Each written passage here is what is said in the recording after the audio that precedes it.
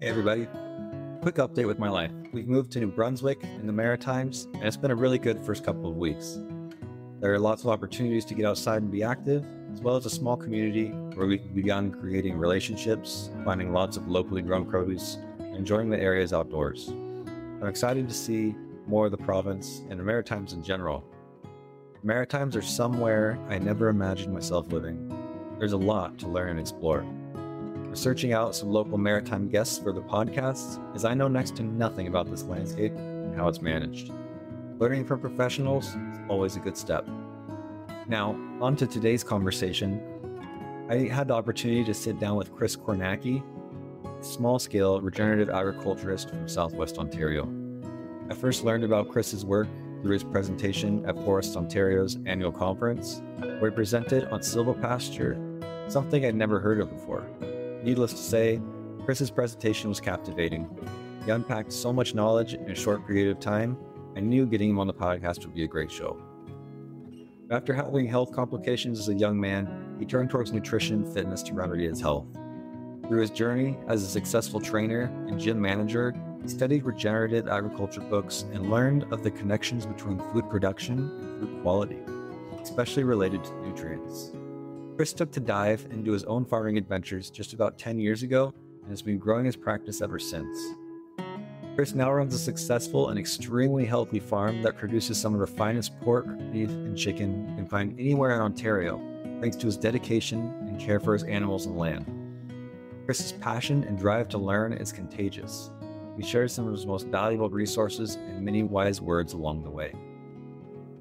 I really hope that you enjoyed today's conversation.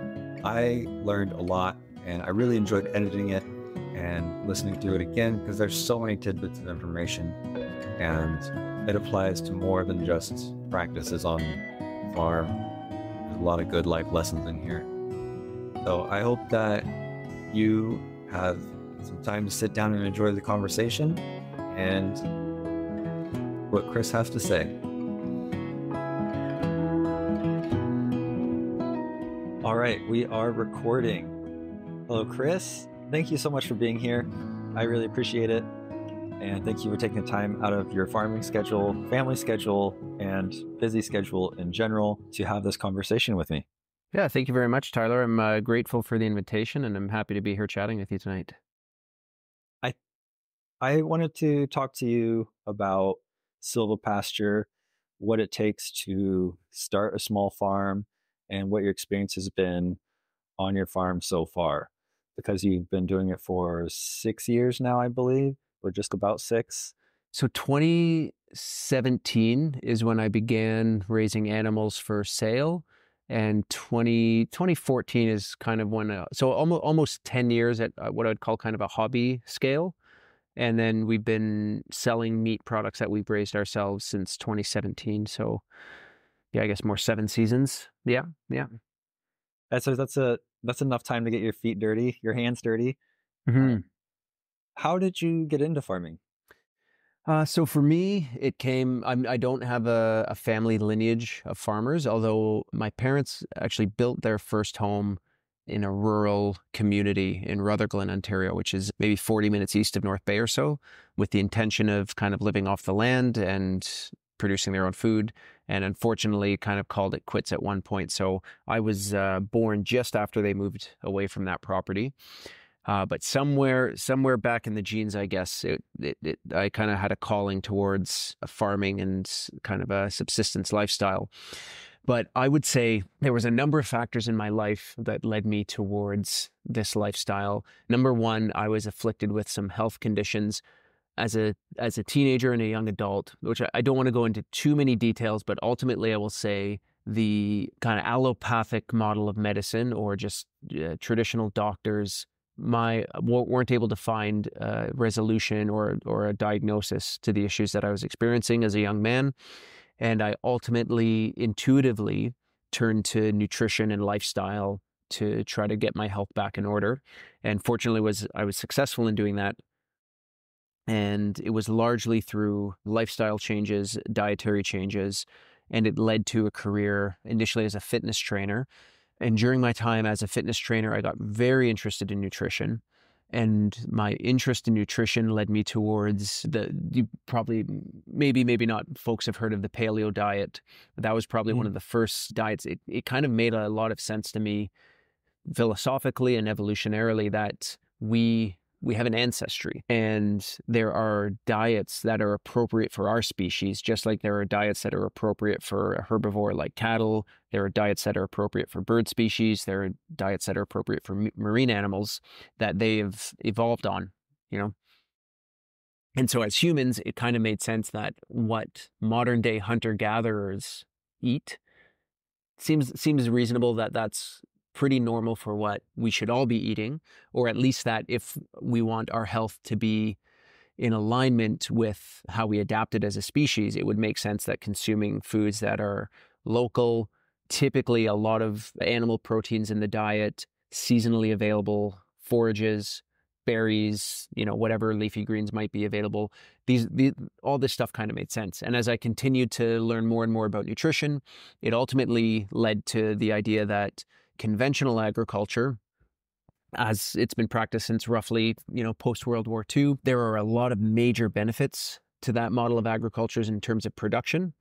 But from my readings, there have also been a lot of negative impacts, such as land degradation, such as lower mineral contents in the foods that are produced. Even though they're more abundantly produced, we're able to produce a lot more food at a lower cost. The quality of that food might not be as nutritionally rich as what was previously produced. And so anyways, I got turned on to farmers like Joel Salatin. I got turned on to Alan Savory, who's probably in the rotational grazing of cattle movement. He's kind of the godfather of holistic management, is the name of his book. Are you familiar with Alan Savory? Is he... No, I've heard his name, and the tool he uses to measure the health of ecosystems, like farm grasslands. Yeah. I think it's like the VOC. Yeah. Or something. So his whole model is based around the idea that animals live in outdoor environments, and they tend to have a migratory pattern around the landscape, and they have symbiotic relationships with other species. And ultimately, it kind of boils down to the idea that we want to keep the grounds covered. So you don't see a lot of bare soil in nature, except for in deserts, right? In a forest landscape, you've got a tree canopy, and you've got a lot of duff on the forest floor of, dead woods and fallen leaves. In grasslands, you have all these different forages covering the grasslands, mulch from old seasons, from dead grasses. Anyways, I'll kind of get probably more into detail about rotational grazing as we go on. But for me, as I saw my own health increase as a result of following more of what I would call an ancestral diet, although not perfectly, I'm a human, and every once in a while I'd like a little ice cream and a Snickers bar or whatever it might be. But for, 80-90% of my meals, I'd be eating foods that I could identify all the ingredients is the easiest way. So it's like, oh, that's a salmon fillet, or that's a steak, or that's a piece of chicken, that's some broccoli, that's some asparagus. So it was basically all fresh veggies, fruits, meats, and things like this. And as I continued along down the line, I started learning about the difference between the conventional agricultural model and what's now being called regenerative agriculture, which was largely, when I was reading about it, the kind of the big names that were coming across my plate were guys like Joel Salatin, and the idea that cattle should be fed primarily grass and forages because that's what they would eat as their closest native ancestors. That these are the foods they would consume, right? And they're only being fed grains and corn and things like this because we're trying to fatten them up, and because of market conditions of humans, right, and the desires of humans.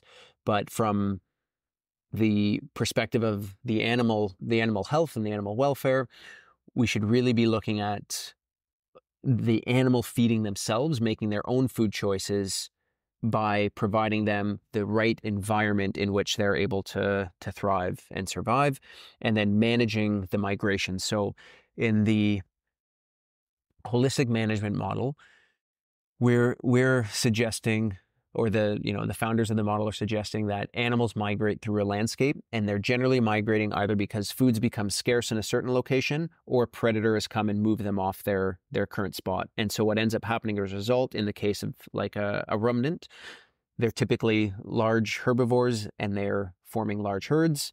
They're eating a tremendous amount of forage in one day in one location, dropping down a tremendous amount of manure and urine, and then they're moving off of that location and they're usually not coming back to it. So what happens as a result is you get a huge mowing of the grass, you get a huge dumping of manure, and then the land gets to rest because all of those animals have moved off.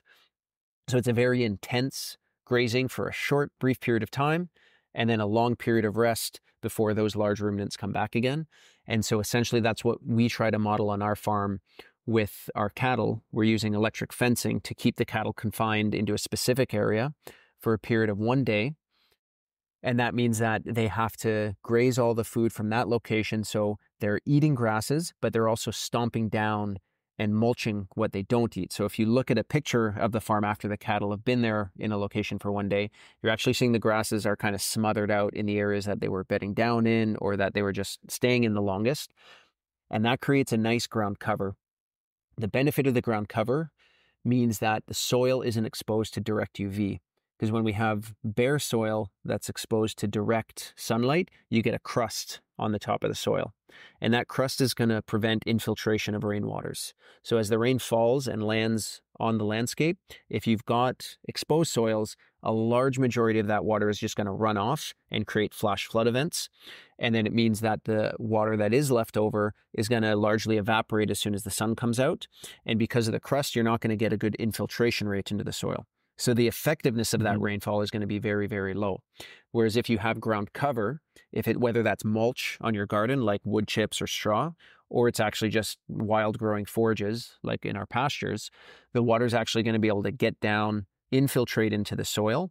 And then because the soil temperature is actually going to be cooler because of the ground cover, you're not going to get the same level of evaporation. And so the soil stays moist, the soil stays cool. You're going to have more effective infiltration into the soil. So you'll have longer held moisture for whatever plant roots happen to be in your soil. And you'll actually get a recharging of the aquifer as that water eventually percolates down and starts to recharge the aquifers. So that kind of information are the things I was studying, and I was like, well, this is fascinating. And I was at the time working as a fitness trainer in Toronto and eventually a manager. So I ended up managing gyms and then sports medicine clinics. So kind of physios, chiros, massage therapists. And as I got into the realm of sports medicine clinics, my focus kind of turned more to rehabilitation. And so the nutrition still played a large role. But I also ended up moving from, more of like a gym rat, let's lift heavy weights kind of a guy, into more of a holistic health perspective. And what was really fascinating as I was learning more and more about health and performance for humans, and I was also studying these regenerative agricultural practices, I found that there were so many of the high-level principles were completely overlapping. So in terms of the human body, the traditional models of medicine and rehabilitation tend to get very reductionist. And so I adopted more of a complex systems and more of a holistic way of thinking about human health. Are you familiar with complex systems thinking? Is that something that's... Yeah, I've touched on it a little bit, done some research into it. Cool. Yeah. So maybe just for the listeners, really briefly, a simple system is just something like a switch. You flick it on, the light turns on. You flick it off, the light goes off. A complicated system is one in which something like a jet engine, and Alan Savory talks about this in his holistic management course. I know Brett Weinstein on his podcast called Dark Horde Podcast, he'll talk about this sometimes too, but a complicated system, a good analogy might be something like a jet engine, which is pretty complicated, right? I don't know how it works. I'm assuming you don't know how it works. And Definitely if we ever had to fix a jet engine, we'd probably be standing there scratching our heads going, I don't know, what do you think? But if you're a trained airplane mechanic, you can follow a set of troubleshooting principles. And if you identify the broken part, you can replace that part.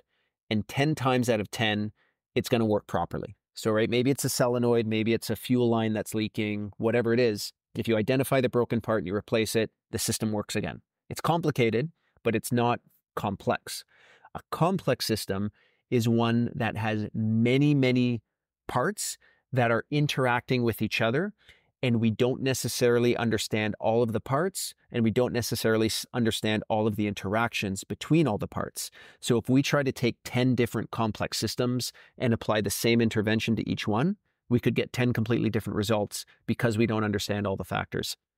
And that was my experience dealing with people trying to rehabilitate injuries. It's well documented in sports science. So there's this in like weightlifting, there's this phenomenon they call the hyper responders and poor responders. So if I gave a weight training program to 100 students in university, we would see something like 70% of them would respond pretty typically. They'd gain some muscle, maybe they'd lose a bit of body fat, and they'd see kind of a normal improvement. About 15% of those people would put on a huge amount of muscle mass and get in incredible shape, even though they followed the exact same protocol. And then in about another 15% of people, pretty much nothing would happen. And in some cases, even they'd get a negative response. And so it's this idea that humans are a complex system. We don't understand exactly how we work. People are going to have different genetics. People are going to have different sleep patterns. People are going to have different nutrition. People are going to have different athletic histories, all kinds of influencing factors. Their microbiome could be different, X, Y, Z. And so it's kind of that's the main kind of thesis. And so in a farming context, I realized it's kind of completely identical. You've got so many factors. What's the soil type? What's the amount of biology in the soil? What climate are you in? What's the rainfall like in a given year, right? All of these things are going to influence what's going to grow well on a farm, how things are going to respond. And it just made me kind of go like, oh, again, this is fascinating, this is fascinating, this is fascinating. And for some reason, as a personal trainer living in Toronto in a condo, I was buying all these agricultural books and taking the occasional agricultural course with no land to grow or practice, but just because I'd become a bit of a bookworm and I developed this interest in these things. And then, kind of in the mid to late 20s, there's kind of like a bit of existential crisis. And I was kind of going like, what am I doing? What is life all about? I'm living in this concrete jungle. Is this the kind of life I want? And the one story that I tell, it was kind of the breaking point. So I had a father who was very competent kind of across the board in all the kind of classic masculine skills. So like he could fix the car. He was mechanical. If we had to do a renovation, he could do carpentry, he could do plumbing, he could do the electrical. He kind of had, all of these kind of classic, like, I know what I'm doing kind of a guy. And in my mid-20s, I had none of these skills whatsoever. And I'm sure this is relatable with a lot of young guys who might be listening to this, but the dishwasher broke. I didn't know why it broke. I had no idea what was wrong. It just wasn't working. And I didn't understand how to even begin to diagnose the problem. And I called the plumber. The guy came by. He was there for like 15 or 20 minutes and charged me $300. And maybe he just like unclogged a filter. I don't, to this day, I don't know what he did, but I was just like, I am not a man. And I was like, I need to learn how to do all the things that, my dad, because if he was here, he would have just fixed it himself. And so there was this massive feeling of inadequacy combined with, these kind of health aspirations. Or at least romanticized the idea of living a farm lifestyle as being conducive to potentially good human health, because there would be time outdoors, there'd be physical labor, there'd be different jobs to do throughout different seasons. I'd be producing my own food and I'd be able to produce it at the highest quality. And so I had kind of romanticized that. And then I had also had this desire just to be in outdoor spaces again. In Toronto, you really, really have to make an effort to get outdoors. It can be done, but it doesn't come easy. You really have to work towards it. So wrapping this up into a little button, what ended up happening, I was starting to go camping up north where I grew up in Northern Ontario. My parents actually still had a woodlot of about 200 acres outside of North Bay, about 45 minutes outside of North Bay. So I'd start going up there and camping. I started looking at the idea of building a little cabin on that property. And as I mentioned, my dad was, quite capable. So I said, hey, what if we built a cabin together as a father-son project? And kind of each year we could just kind of, build on it until we had a nice little spot we could get together for family stuff back on the property that my mom and dad originally had in the 70s. And he was into it. So he said, yeah, that sounds good. And as I started kind of looking at everything that would be required, like, the foundation, bringing in some electricity, getting a well dug, putting in a driveway, the budget, I was kind of going like, oh, I could probably afford something in the area currently that's already ready to go. And so I started looking around and I ended up finding a 100-acre property off grid with a house, a couple outbuildings, a tractor, and ended up realizing, as a single guy in Toronto living in a in a 1-bedroom, I was like, oh, if I just got a place with a roommate, I could buy this farm in Northern Ontario and basically have the same monthly expenses. I wouldn't be out of pocket anything additionally than I'm already paying right now. So I ended up pulling the trigger, buying this property in 2014, and got a roommate. And I had my dad move into the house full time, and he would hold down the fort, and I would just drive up north. And that's where I started kind of cutting my teeth with, we got hens, we started raising meat birds, we got pigs in, like I mentioned, in 2017, we started doing rotational grazing. So the pigs were purchased in the spring at 8 weeks as weaners. We would raise them outdoors until October. And like I said, we'd move them under our fruit trees. So we'd add apples and plums on that property, and we'd get them fattened up on the fruit. And we found immediately that the flavor of the fat in the pigs was so unbelievably delicious and so different. It really turned me on to this idea of like, okay, there's something to this. I can produce a quality of meat that you can taste the difference in. I don't just have to talk about all these positive environmental things we're doing and all these positive animal welfares we're doing with holistic management. You can just taste it and you'll know something's different. So A unique signature, that fruit flavor with pork. That's awesome. Yeah. We call it fruit finished, and nobody knows what we're talking about. So there's always, it's fun. There's always a bit of an educational process, but now we do farm tours at our current property. And once people taste the meat, that's kind of what completely changes it. So we have an incredible rate of return customers. And I think because of the combination of the farm tour, being able to show people what we're doing and why we're doing it, combined with the fact that the meat just tastes so good. And I often have older clients who, one of them specifically told me, he's like, this tastes like the meat I remember when I was a kid. He said, I haven't tasted pork like this since I was a child. Anyways, That's awesome. Before I get off track with that, so rounding out, so that was kind of dipping my feet into farming. And then we ended up in Creemore as a result of the legalization of cannabis. So as I said, I was going up to this property, which is about a 4-hour drive from Toronto, every weekend. 4-hour drive there, 4-hour drive back, doing animal husbandry and farm projects on the weekends. And I was trying to figure out how I could actually make a living at this and quit my city job and move out to the country. But unfortunately, in a community of like 1,500 people, there's not a lot of opportunities for a personal trainer to make a living personal training. And when cannabis became legal in Canada, they opened up a class of license called a micro cultivation license. And so I kind of saw this as the golden ticket, because the prices so medical cannabis was legal in Canada, and the price, it was going at $1 to $2 per gram as the wholesale price. And so with this micro cultivation license, we realized if we were able to successfully grow the amount we thought we potentially could, it could turn into a high 6 to 7 figure annual revenue driver. And so the idea was that if you could have less than 1 acre of land on a farm doing this micro cultivation license, we could use that to fund all the rest of our, hippie agricultural imagination and just do all the coolest things. So we could look like one of those documentaries on Netflix and have all this sweet stuff. So long story short, we ended up applying, and with great difficulty acquired micro-cultivation licenses. We decided to move to Creemore as it was closer to Toronto, where a lot of our clients were from, and because we had a relationship with a standard licensed producer of cannabis. And one of the requirements of the micro-cultivation license is that you would have to sell wholesale to a standard license. And so we had a relationship with someone. We were able to get the licenses. We were able to grow really good quality cannabis. We were able to sell it through to them, and they were able to sell it through to the Ontario Cannabis Store. And everything within our control went splendidly. We fenced our property. We set up cross fences for rotational grazing cattle. We planted an orchard for our pigs. We started planting windbreak trees along our fence lines. We put in honeybees, egg-laying hens, which we also migrate around the farm. And then we started doing pasture-raised broiler chickens as well. So kind of all of our desires were being met. The vision of everything was going splendidly. And then basically as soon as cannabis was legal in Canada recreationally, the prices just completely collapsed.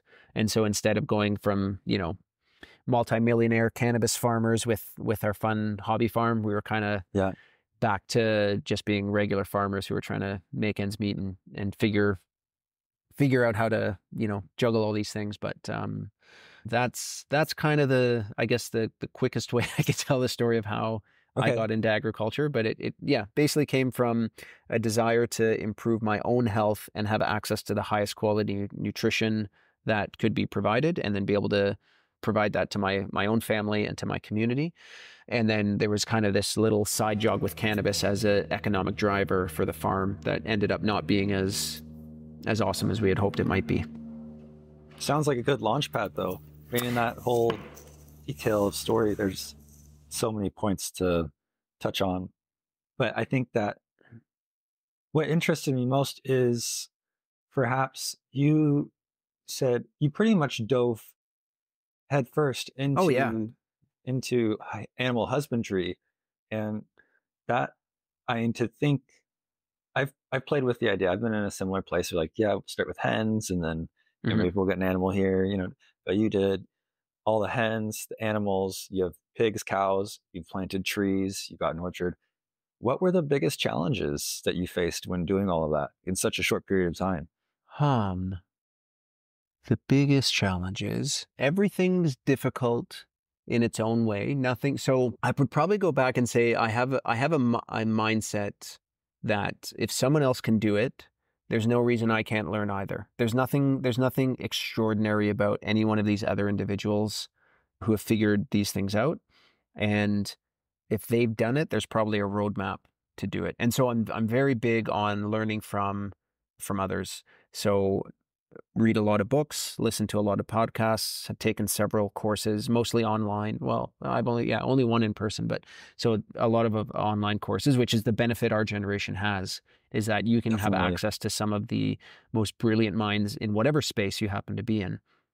And if you're willing to take the time to learn from them, they're all sharing, right? And so in terms of what was most difficult, probably dealing with all the government regulations around cannabis was most difficult, I would say. The actual kind of getting my hands dirty was the part I enjoyed the most. So building soil through composting, I found fascinating. Planting fruit trees was fascinating.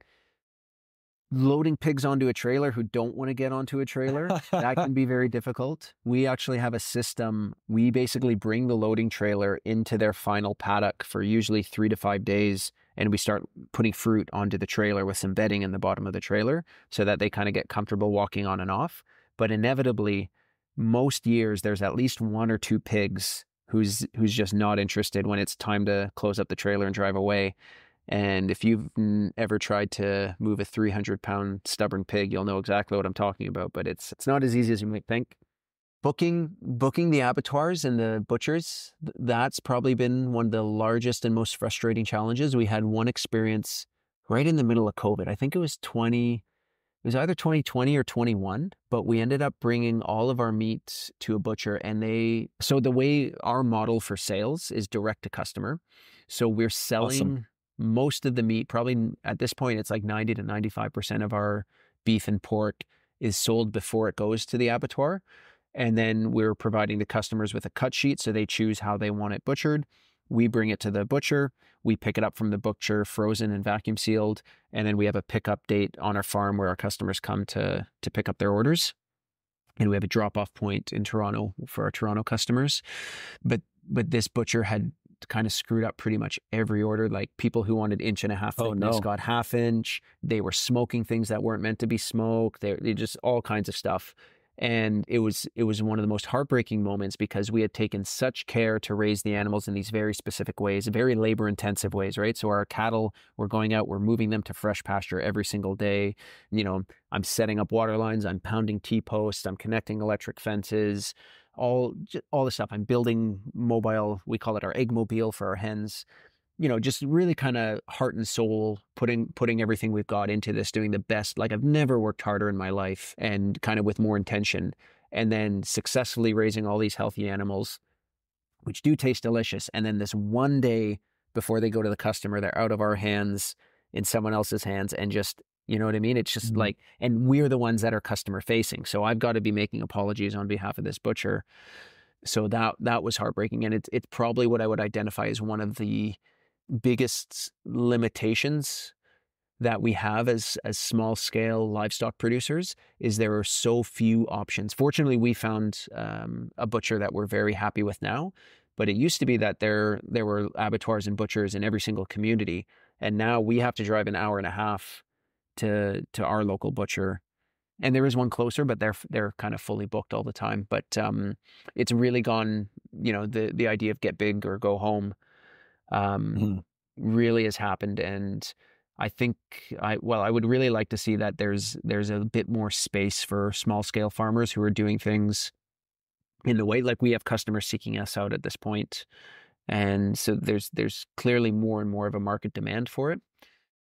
And that was our intention in the beginning, was to demonstrate that there was a model that, like, our farm is 37 acres. Okay. And in the 70s, I wasn't there, but from my understanding, you could raise a family, have 2 cars in the garage on a single income as a farmer, and that was possible.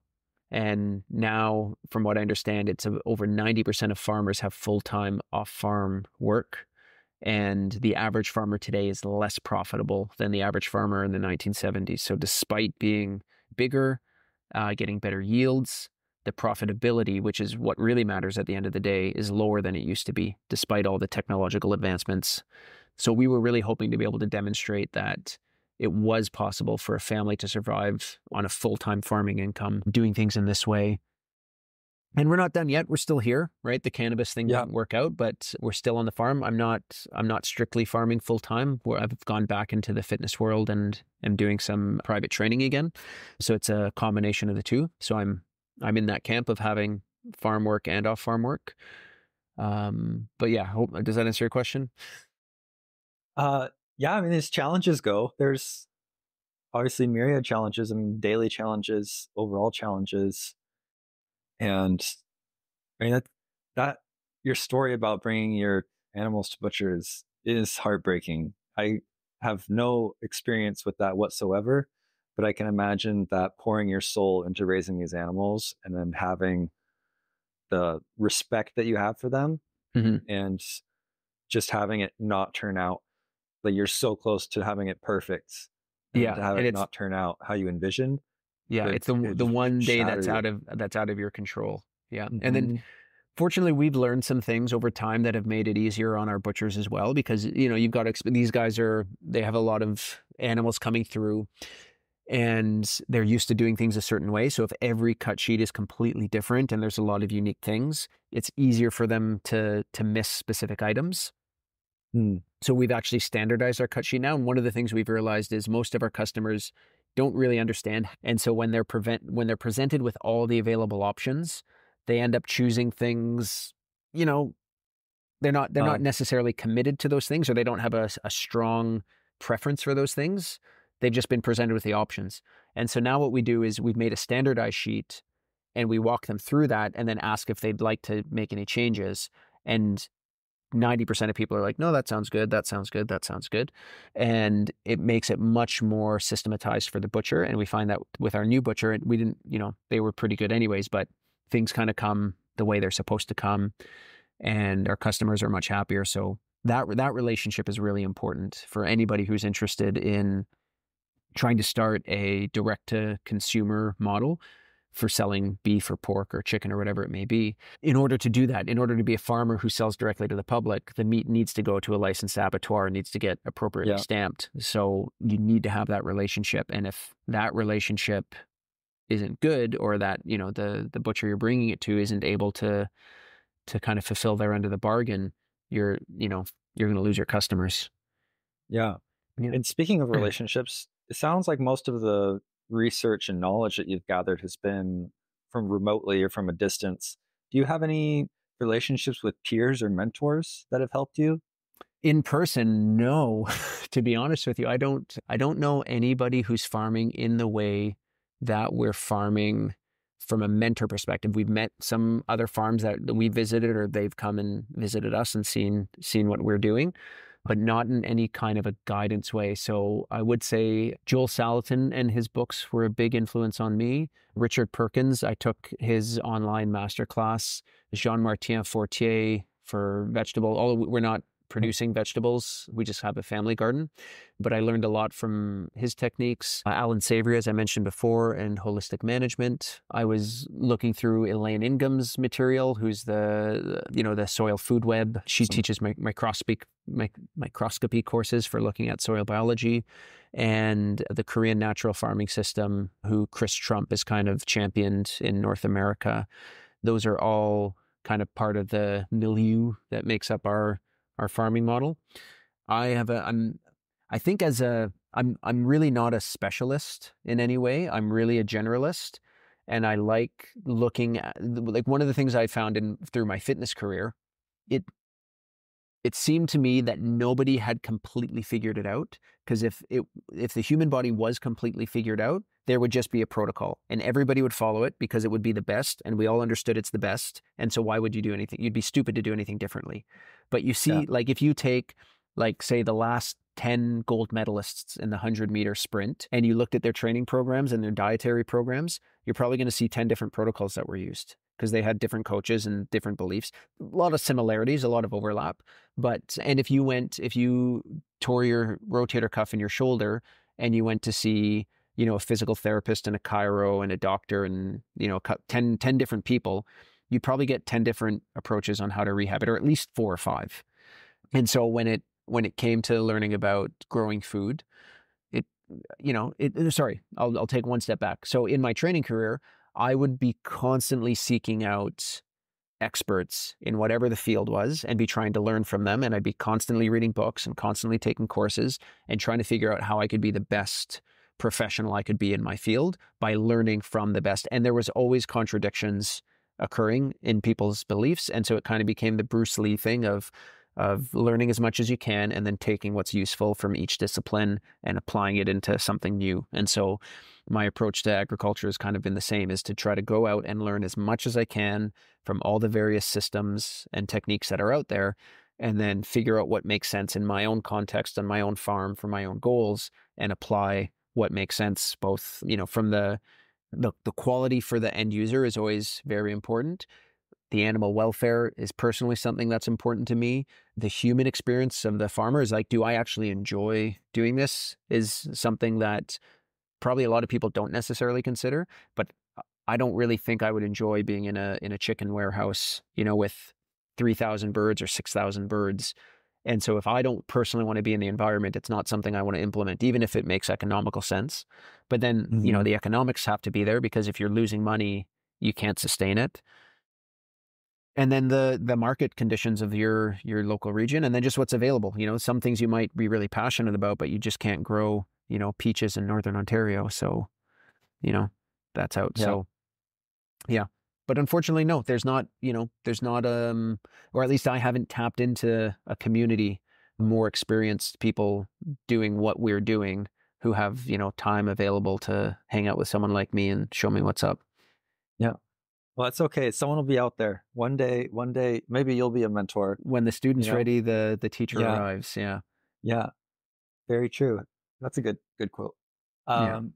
So one of the reasons that I wanted to talk to you on the podcast is because of your presentation at Forests Ontario and your description of how you're incorporating silvopasture into your farm. And that was the first time I'd ever heard of silvopasture in such detail. And I think maybe I'd read on it that maybe in the tropics you can graze cattle with trees as well, maybe more like an agroforestry kind of thing, but not so much silvopasture. And your presentation was awesome. It was very captivating, and it's something that I didn't know was possible in North America, or at least Canada. And would you be willing to touch on that a little more and describe absolutely. What that is and how you've incorporated it, and the benefits of it, of course? Yeah, so there's a couple ways of doing silvopasture. Well, there's 2 main ways. You can thin out forests, and that's something that's commonly done with like goats and pigs. And people will take woodlots that are kind of brushy with a lot of kind of undesirable things, and they'll try to thin that out. And then there's what I was talking about, which is taking established pastures that are used for grazing animals and, often ruminants, and then establishing trees for specific benefits. And now silvopasture, it kind of implies that you're growing a tree crop, right? And you're doing that through an actively grazed pasture. So while you're grazing cattle for beef production, or it could be dairy as well, you're also producing a tree crop. And that tree crop could be producing for timber and lumber. It could be producing a food crop for humans, or it could be producing feed for the animals that you're raising, which I think is what's the most attractive to a rancher or someone who's raising cattle, sheep, goats, whatever it may be. And so my presentation focused on that last piece, which is planting trees for animals, both for shade and feedstock in actively grazed pastures.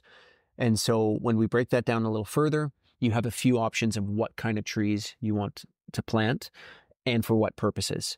And so in terms of shade, pretty much any tree can be a shade tree, but you kind of want to look at things that are going to be fast growing and have large canopies quickly. And then you can look at the soil conditions. So are you in a dry area? Are you in a wet area? And so you can select trees that are going to provide shade for animals based on those conditions. And so you might look at something like willow trees in wet areas, poplars or hybrid poplars, locust trees are another popular one. And I should say at this point, Austin Ungra has a company called Trees for Grazers, which I believe is Pennsylvania. Most of what I'm talking about is coming directly from his work. And so I think it's something like 2019, 2020 is when his company really launched. And so this is a pretty new space of people who are doing this. There's a book called Tree Crops, which is from, I think it's 1929, which was kind of his source material and his inspiration for Silvopasture, which I've got a PDF of. I can send it to you if you're interested in reading it. And his book as well, you can find Trees for Grazers. But anyways, continuing on. So shade is an option. Willows are great because they're so easy to propagate, right? You can just take cuttings right from the tree, stick it in a wet spot, they'll root and grow. And then for fodder feeding, so we have mast feeding and fodder feeding. Fodder feeding is basically eating the leaves of the trees. And for cattle specifically, there are a few trees like willows, for one, that are palatable and digestible. Mulberry trees, they can eat the leaves, and mulberry apparently has a very similar ability profile for cattle to clovers and alfalfa. So it's got a lot of protein in it, and they can metabolize it and make use of it. So those are some good options for if you have a farm that dries out through the summer. So there's in grass growing, right? You really get a huge amount of growth through the spring months. So May and June are really awesome. And then in warmer areas or drier areas, you kind of get a really slow down in the middle of the summer, especially if you get a heat wave or not a lot of precipitation. And then the fall's okay. And then obviously you're completely out of food for the winter. So if you can put in some trees in your dry locations that can provide fodder feed for your cattle, you can be improving the amount of food you're getting while also providing shade. And so one of the things that a lot of people might not understand is that cattle, they bed down if it's too hot. If they don't have shade, they're not going to eat as much. So their performance or their weight gain isn't going to increase during the hottest periods of the year if they don't have access to shade. And so as a farmer, that's obviously bad news. You want your cattle to be gaining weight steadily. And as somebody who cares about animal welfare, you want them to have access. You don't want them to be suffering out in the heat. But because pretty much every farm has been cleared right to its fence rows because at some point they've been crop farmed, there usually aren't many trees on most farms. And so if you're out grazing, the cattle are out in the sun. So trees for shade kind of solve that problem. And if they also double as a fodder feed, they give you two major benefits. They increase your feedstock while providing shade to your cattle. And then mast feeding is the other major benefit. And mast feeding is just anything that drops a fruit or a nut or a pea pod. And so honey locust is one variety if it's able to grow in your climate. They produce a pea pod that's a high energy pod. I think the native varieties are somewhere in the 15 to 20% energy or sugar content. And some of the more modern hybrids are getting into the mid-20s in terms of their energy. And even I've heard up into the 30s.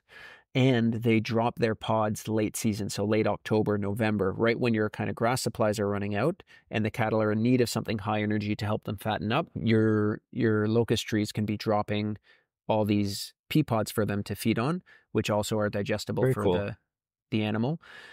And also like willows, they're also very fast growing. So you can be transplanting these guys in, and as long as they're protected within kind of 2 seasons, they can be at a size where they'll provide effective shade for cattle.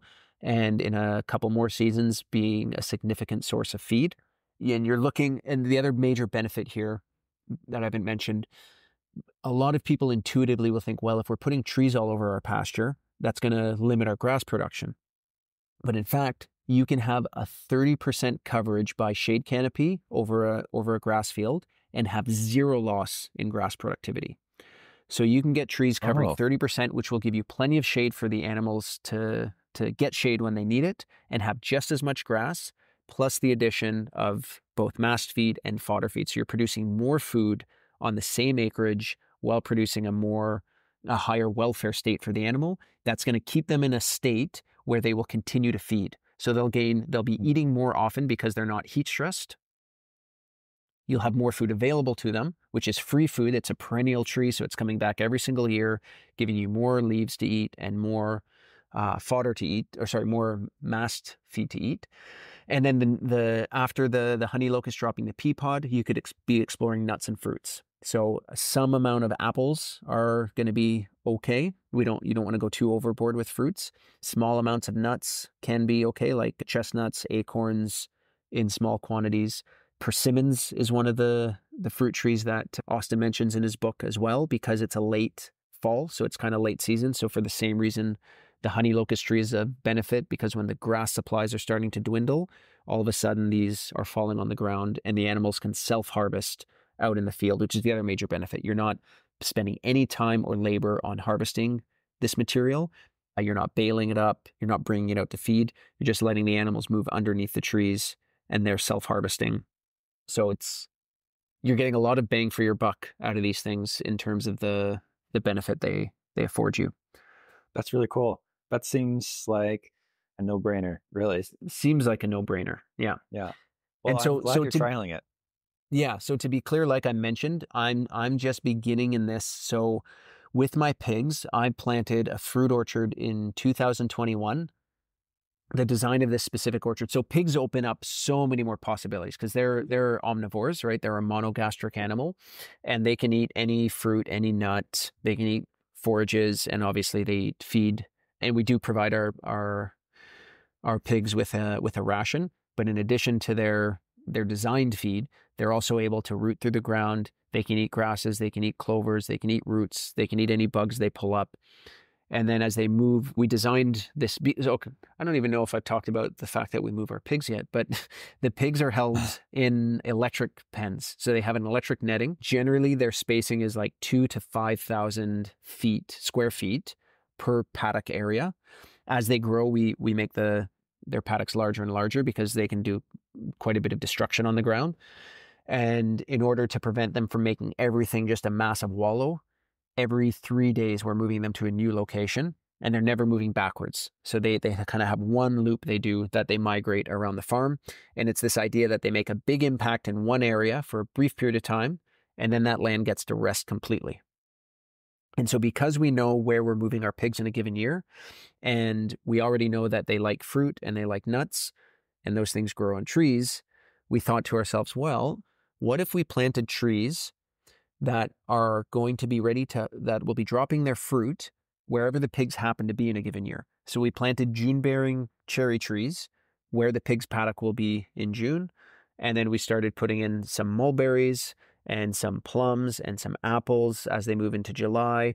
And then there's some peaches in August, some pears, more apples. And it just kind of keeps going and going. And every year we're kind of sprinkling in a couple more bushes. So we've added in some elderberries and some hascaps, some Saskatoon berries, blueberries, some blackberry bushes. And so once these are all mature enough to stand up to the pigs are actually going to migrate underneath these trees. And so from June until they go to the butcher in October, they're always going to be under seasonal, local, organic fruit trees that are going to be dropping fruit on the floor for them to clean up, which is going to keep the wasp populations down. And then they'll put down their manure, which pig manure happens to be high phosphorus, which is pretty good for fruiting trees. And my family will be able to collect the best of the fruit that we want for ourselves, for jellies and jams and juices and fresh eating and whatnot and freezing. And then the pig benefits in terms of the diversity of its diet. It benefits in its health.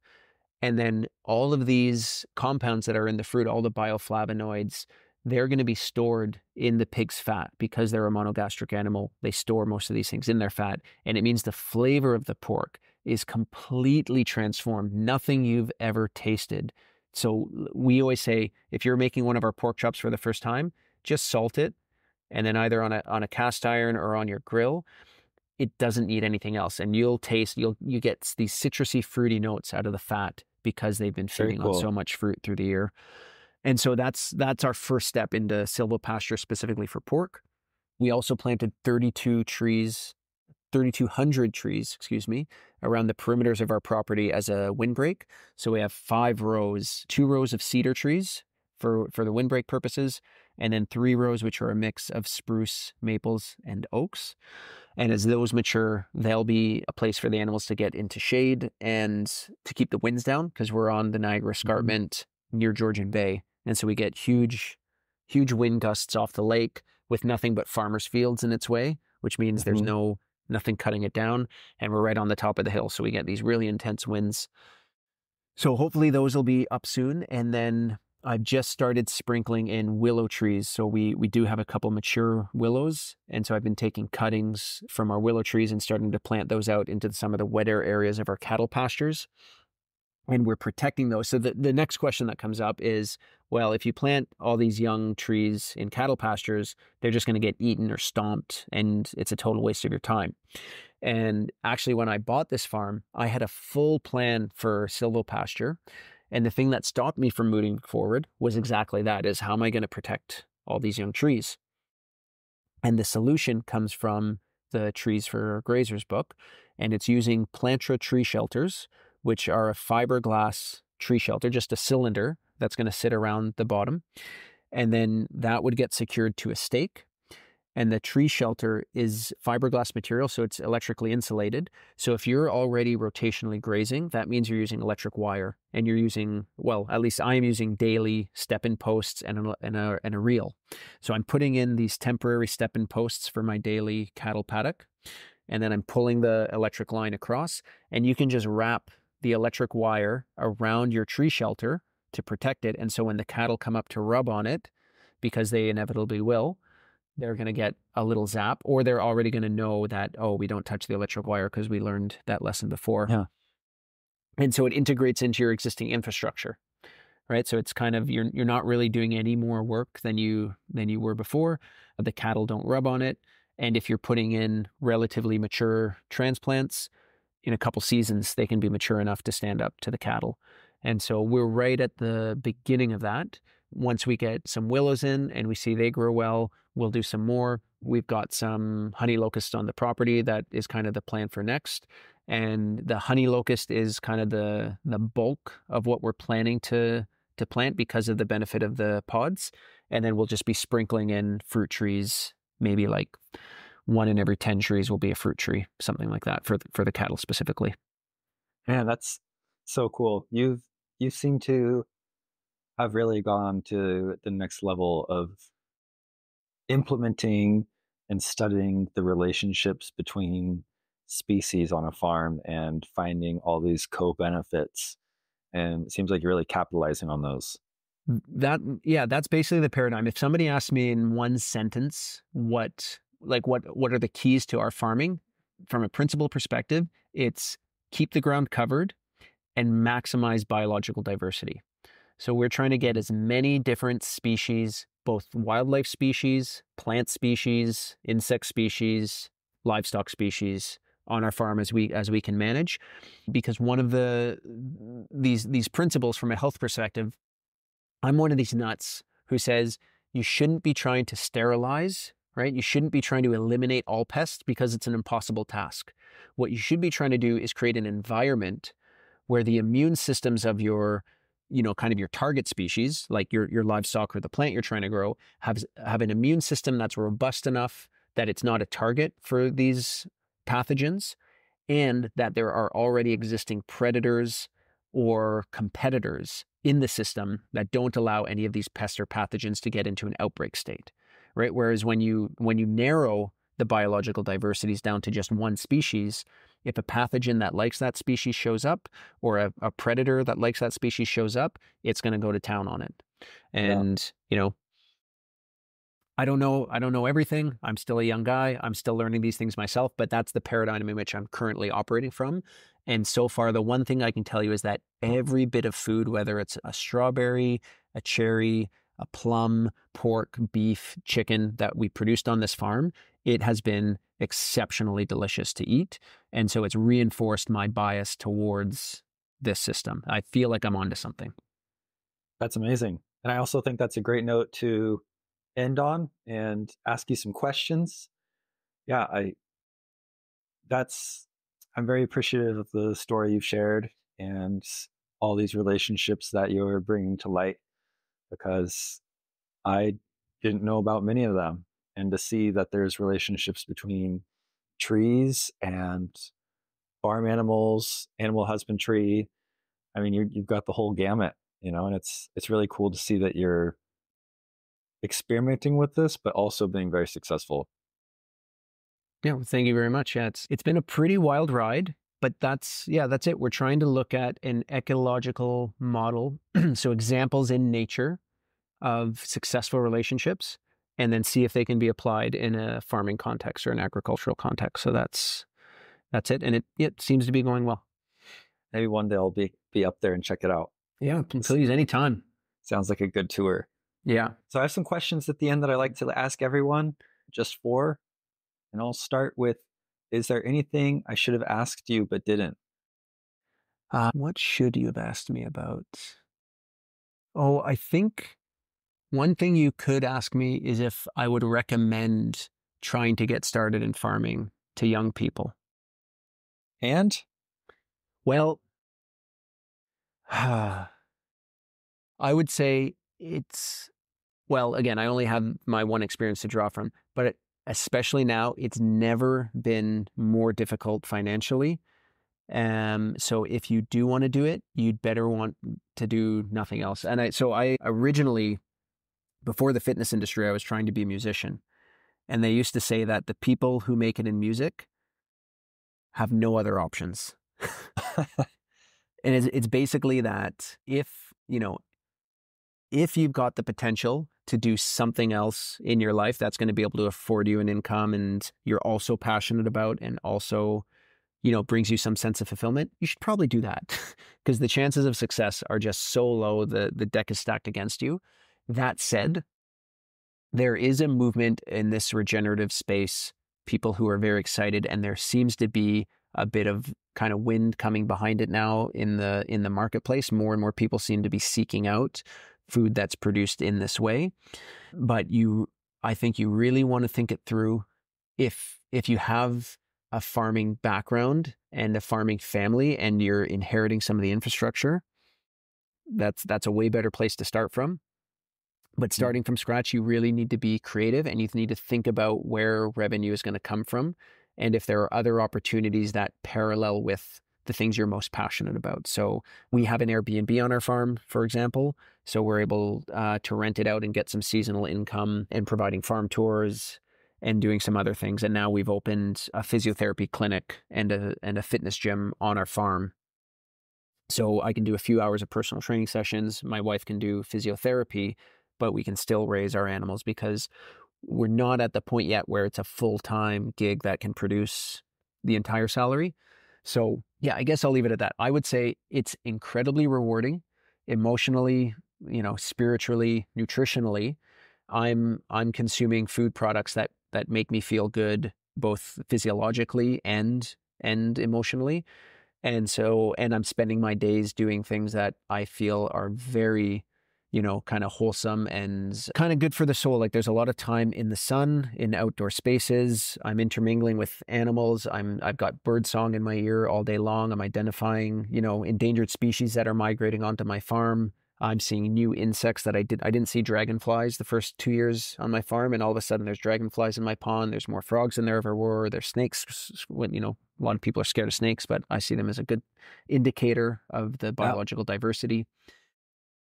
So there's a lot of benefits, but I'd be lying if I didn't say there's some financial burden and stresses that come along with the package. So you want to really know that you want to do it, and you want to be going in sober and thinking through finances. Okay. Or having a very supportive partner who makes a ton of money, who can support your farming habit for you. Farming habit. Yeah, that's some great advice, because I also romanticize farming, but I don't have a farm.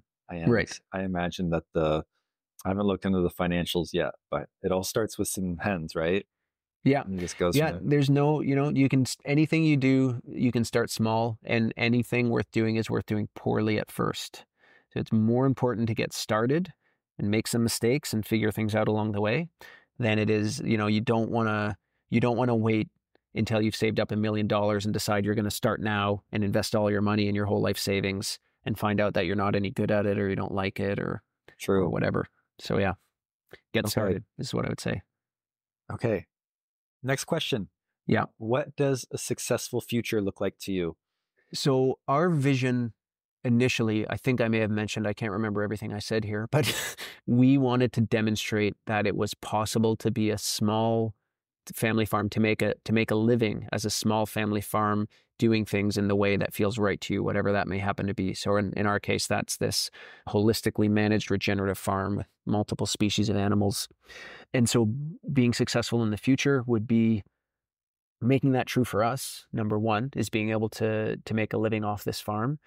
And then number two would be able to share that vision and the approach with others, younger people who are trying to do the same, and seeing more and more small families making a living off their farming in a way that feels good to them. And next question, what makes you hopeful?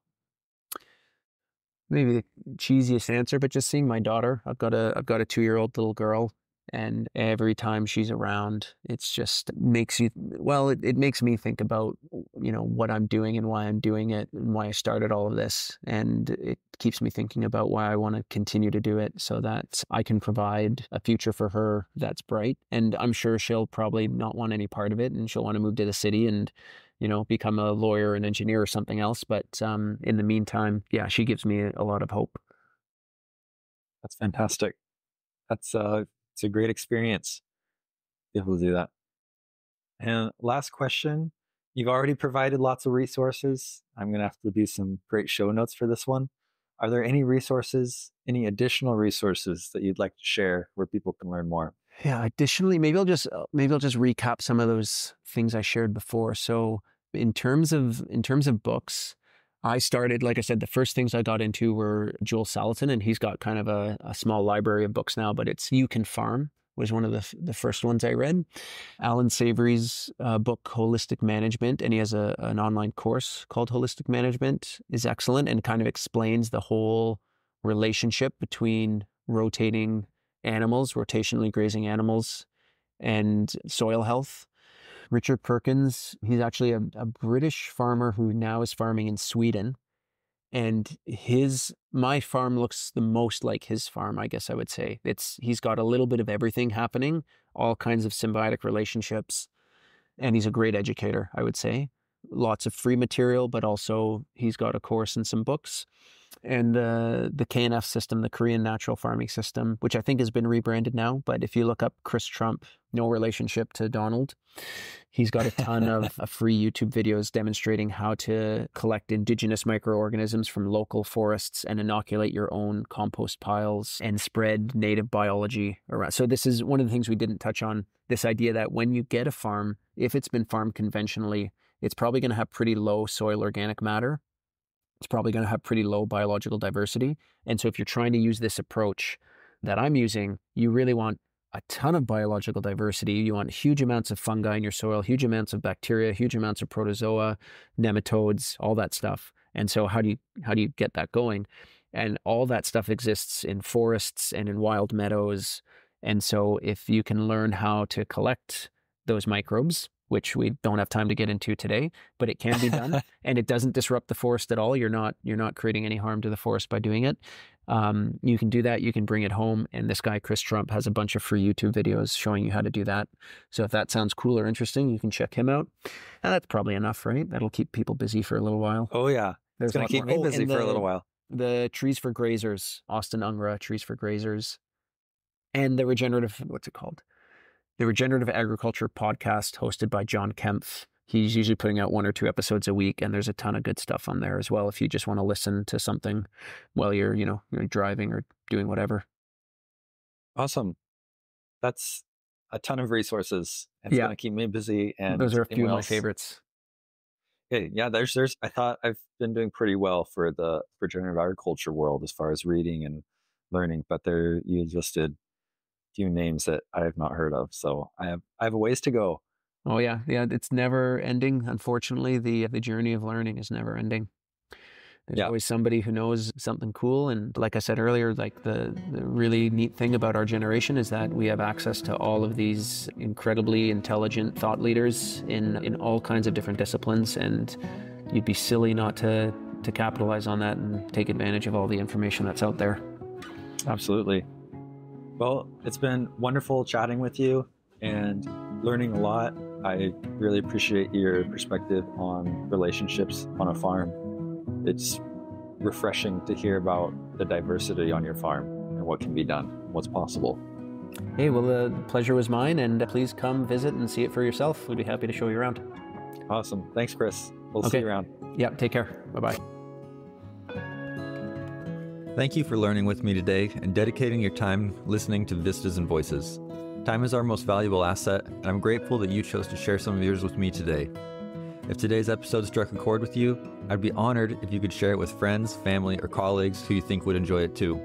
Every share, particularly those made through personal recommendations, plays a significant role in nurturing our growing community. Furthermore, if you could take a moment to leave a review on Spotify, Apple Podcasts, or wherever you tune in, it would be immensely supportive. Your feedback is precious to me. It not only aids in enhancing our content, but it also helps others find our conversations. Please feel free to reach out to me via my website, www.thepursuitproject.org/contact, on Instagram @Tyler_Garwood, or on LinkedIn. Your thoughts, questions, and feedback are always greatly appreciated. Thank you so much for listening, and I look forward to our next episode, where I'll see you right here on Vistas and Voices.